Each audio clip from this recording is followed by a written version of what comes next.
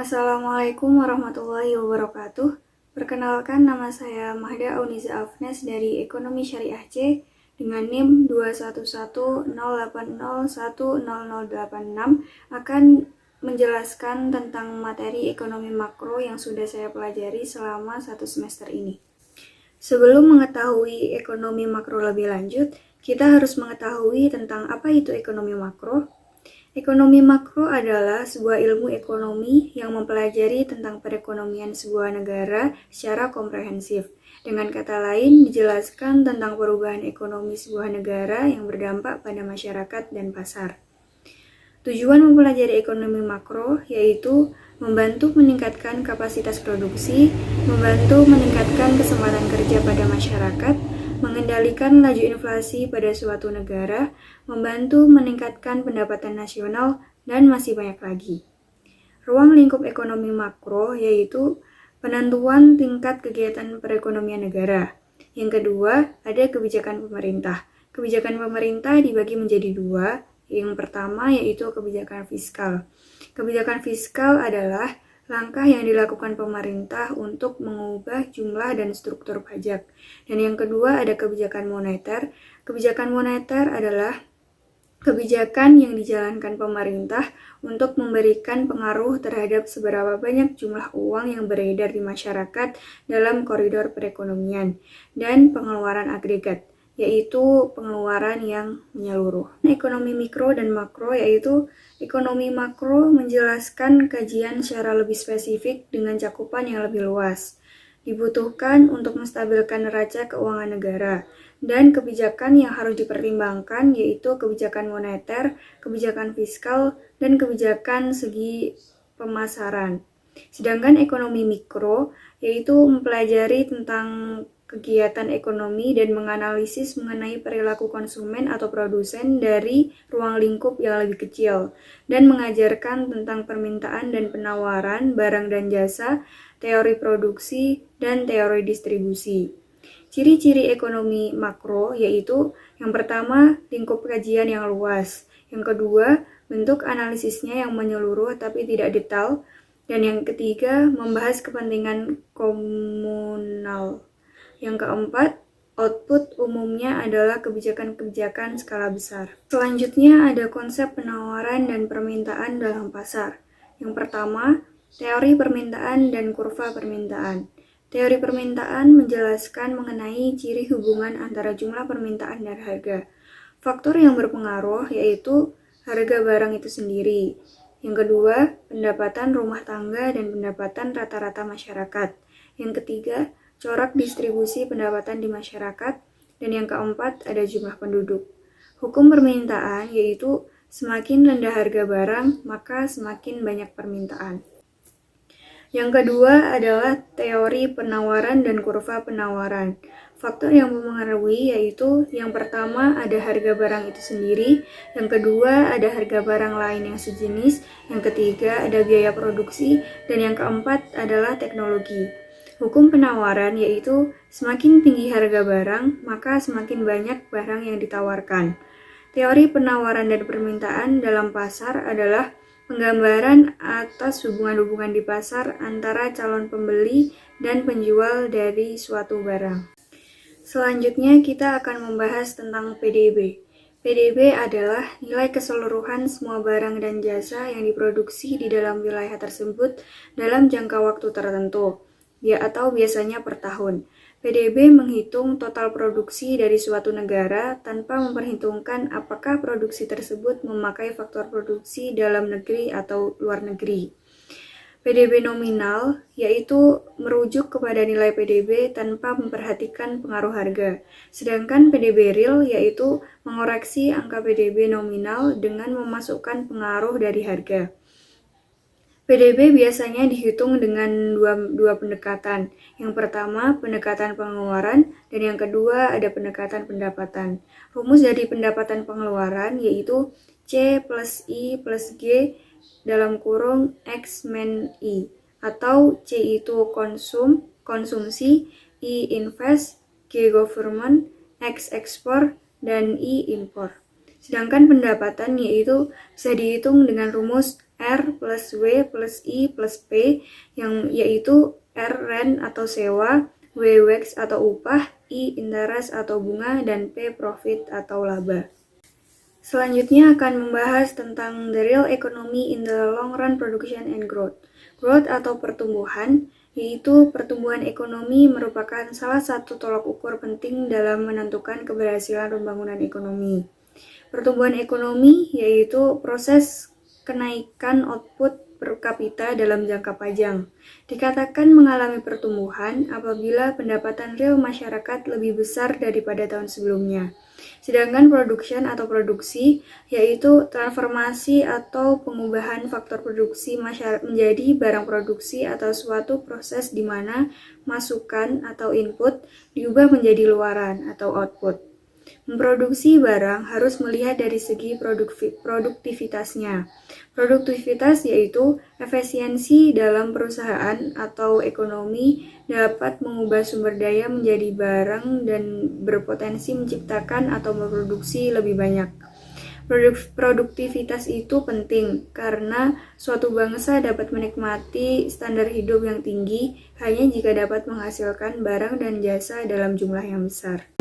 Selanjutnya kita akan membahas tentang the real economy in the long run, saving, investment, and financial institution. Yang pertama, saving, yaitu pasar keuangan. Pasar keuangan merupakan lembaga di mana seseorang ingin menabung, dapat langsung menyalurkan dana kepada orang atau pihak yang ingin digunakan untuk menyimpan atau meminjam uangnya. Di sini terdapat dua macam, yaitu pasar obligasi dan pasar saham. Yang kedua tentang perantara keuangan. Perantara keuangan yaitu lembaga keuangan yang melaluinya penabung secara tidak langsung memberikan dana kepada penyimpan. Yang itu ada dua macam, yang pertama ada bank dan reksadana. Reksadana adalah lembaga yang menjual saham kepada masyarakat dan menggunakan dananya untuk membeli saham pilihan atau portofolio dari berbagai jenis saham, obligasi, atau keduanya. Sedangkan bank, seperti yang telah kita ketahui, bank dapat meminjam uang, menabung, dan lain-lain. Keuntungan utama reksadana yaitu memungkinkan orang-orang dengan sejumlah kecil uang untuk mendiversifikasi kepemilikan mereka.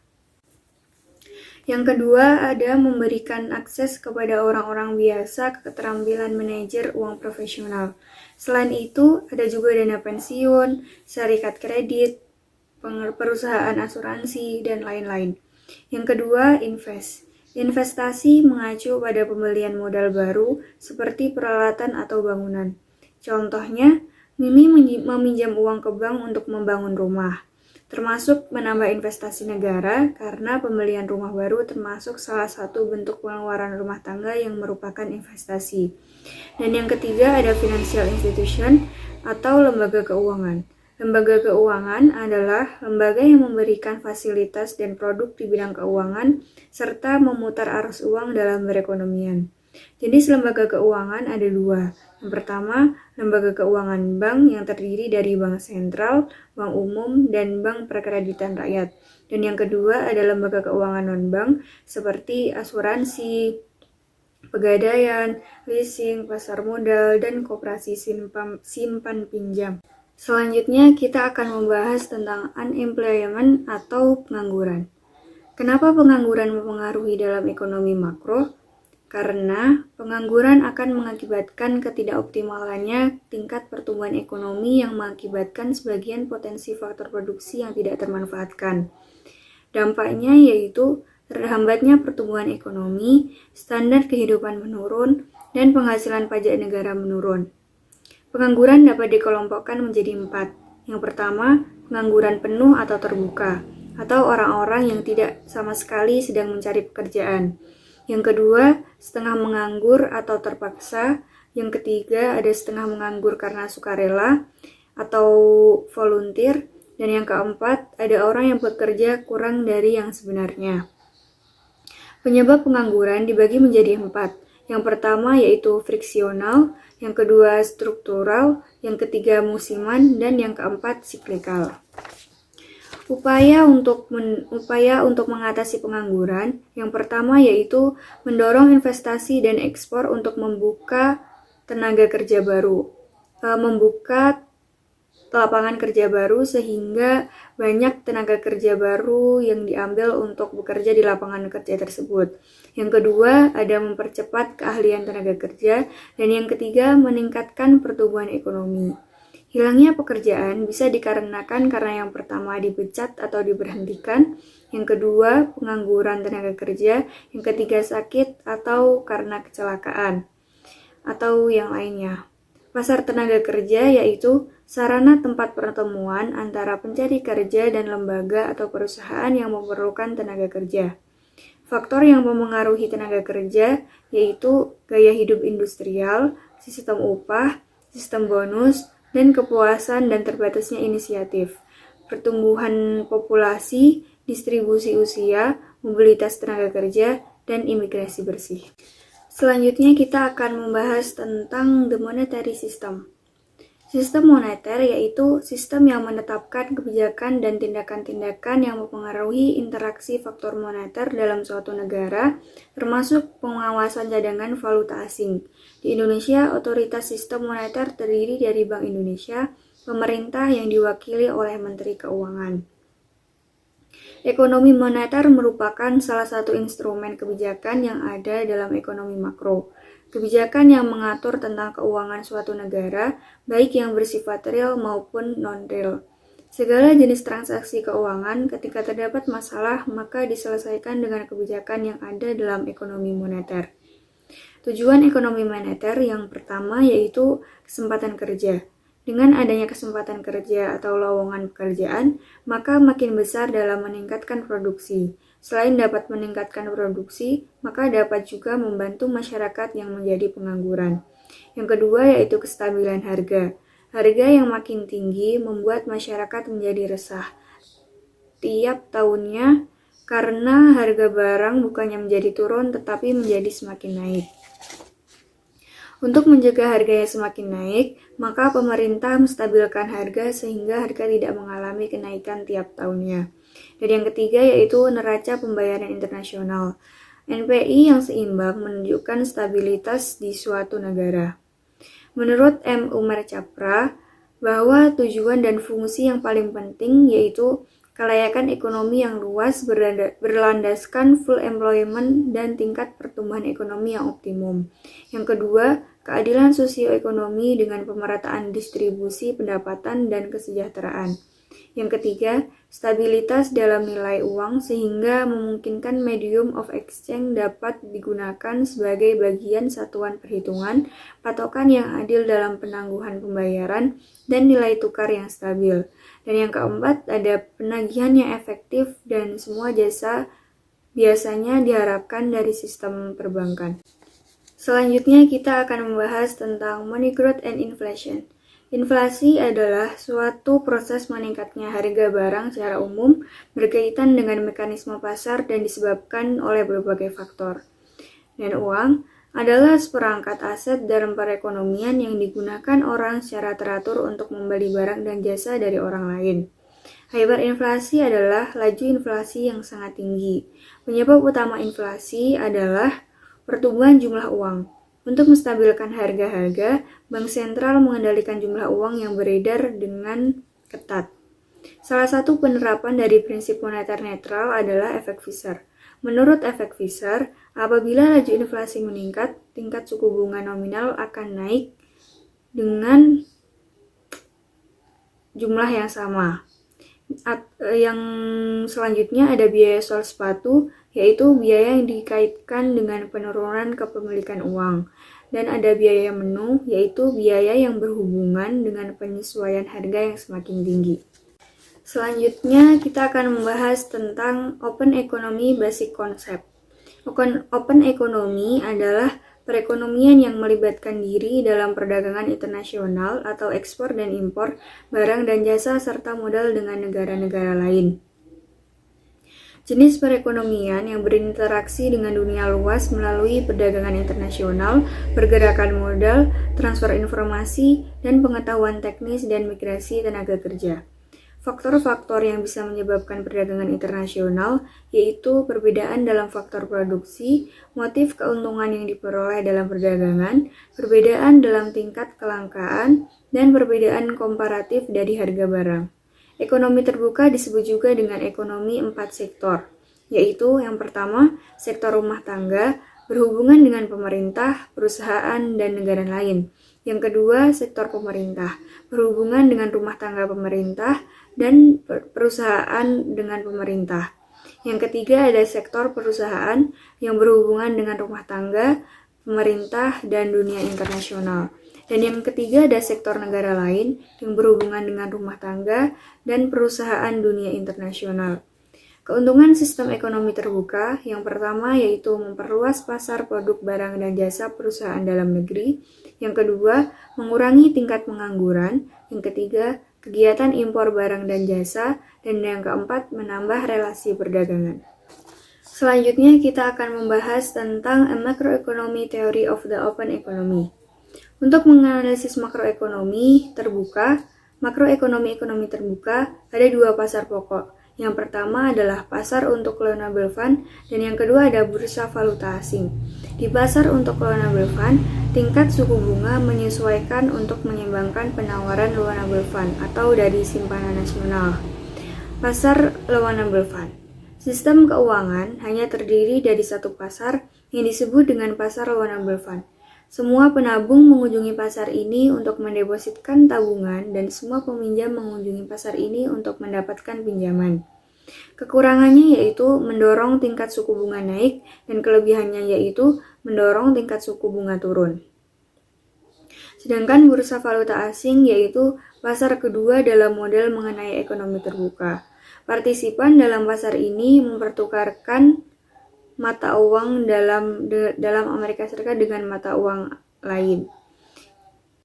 Selanjutnya kita akan membahas tentang aggregate demand and aggregate supply. Setiap masyarakat mengalami fluktuasi ekonomi jangka pendek selama tren jangka panjang. Fluktuasi ini tidaklah beraturan dan hampir tidak bisa diperkirakan ketika resesi terjadi. Ketika resesi terjadi, GDP real dari penghasilan, belanja, dan produksi turun dan pengangguran naik. Teori ekonomi klasik didasarkan pada asumsi bahwa variabel nominal seperti penawaran uang dan tingkat harga tidak memenuhi variabel real. Kurva permintaan agregat melandai karena tiga hal. Yang pertama, tingkat harga yang lebih rendah menaikkan nilai real kepemilikan uang rumah tangga yang menstimulasi belanja konsumen. Yang kedua, tingkat harga yang lebih rendah mengurangi kuantitas uang yang diminta rumah tangga. Ketika rumah tangga mengubah uang menjadi aset yang akan mendatangkan bunga, maka suku bunga menjadi turun. Dan yang ketiga, ketika tingkat harga yang lebih rendah mengurangi suku bunga, maka mata uang lokal menyusut di pasar, valuta asing yang menstimulasi ekspor neto. Kurva penawaran agregat jangka panjang berbentuk vertikal. Dalam jangka panjang, kuantitas barang dan jasa yang ditawarkan bergantung pada tenaga kerja, model, sumber daya alam, teknologi yang ada di perekonomian, tapi tidak pada tingkat harga keseluruhan. Tiga teori yang menjelaskan tentang kurva penawaran agregat miring ke atas, yaitu yang pertama ada teori sticky wage, yang kedua ada teori sticky price, yang ketiga ada teori mispersepsi. Salah satu penyebab fluktuasi ekonomi adalah pergeseran permintaan agregat. Dan yang kedua, penyebab fluktuasi ekonomi adalah pergeseran pada penawaran agregat. Selanjutnya kita akan membahas tentang the short-term trade-off between inflation and unemployment. Kurva Phillips menggambarkan hubungan negatif antara inflasi dan pengangguran. Dengan melakukan ekspansi permintaan agregat, para pembuat kebijakan dapat mencapai suatu titik pada kurva Phillips dengan inflasi yang lebih tinggi dan pengangguran yang lebih rendah. Trade-off antara inflasi dan pengangguran yang dijelaskan oleh kurva Phillips hanya berlaku dalam jangka pendek. Dalam jangka panjang, ekspektasi inflasi akan menyesuaikan dengan kurva Phillips jangka pendek. Sebagai akibatnya, kurva Phillips jangka panjang akan berbentuk tegak pada saat tingkat pengangguran alamiah. Kurva Phillips jangka pendek juga dapat bergeser dikarenakan adanya guncangan pada sisi penawaran agregat. Ketika The Fed melakukan kontraksi pada pertumbuhan jumlah uang yang beredar untuk mengurangi inflasi, perekonomian akan bergerak di sepanjang kurva Phillips jangka pendek, yang menyebabkan pengangguran tinggi secara temporer. Dan yang terakhir, kita akan membahas tentang Introduction to Government Budget, yaitu yang pertama ada APBN. APBN adalah Rencana Keuangan Tahunan Pemerintah Negara Indonesia yang disetujui oleh DPR. APBN berisi daftar sistematis dan terperinci yang membuat rencana penerimaan dan pengeluaran negara selama 1 tahun anggaran. Kebijakan fiskal juga berguna untuk mengarahkan ekonomi suatu negara menjadi lebih dengan cara mengubah maupun memperbaharui pengeluaran serta pemasukan pemerintah. Kebijakan fiskal dalam sudut pandang Islam merupakan salah satu perangkat untuk mencapai tujuan syariah yang menurut Imam Ghazali termasuk peningkatan kesejahteraan dengan tetap menjaga keimanan, kehidupan, intelektualitas, kekayaan, dan kepemilikan. Instrumen utama dalam penyusunan kebijakan yang pertama yaitu pendapatan negara atau pajak dan yang kedua pengeluaran negara. Tugas utama penerapan kebijakan fiskal yaitu yang pertama, mencapai kestabilan dan meningkatkan perekonomian, yang kedua, membuka keseimbangan kerja, dan yang ketiga, menjaga stabilitas harga agar terhindar dari inflasi. Sekian penjelasan dari saya, apabila banyak kurangnya mohon maaf. Wassalamualaikum warahmatullahi wabarakatuh.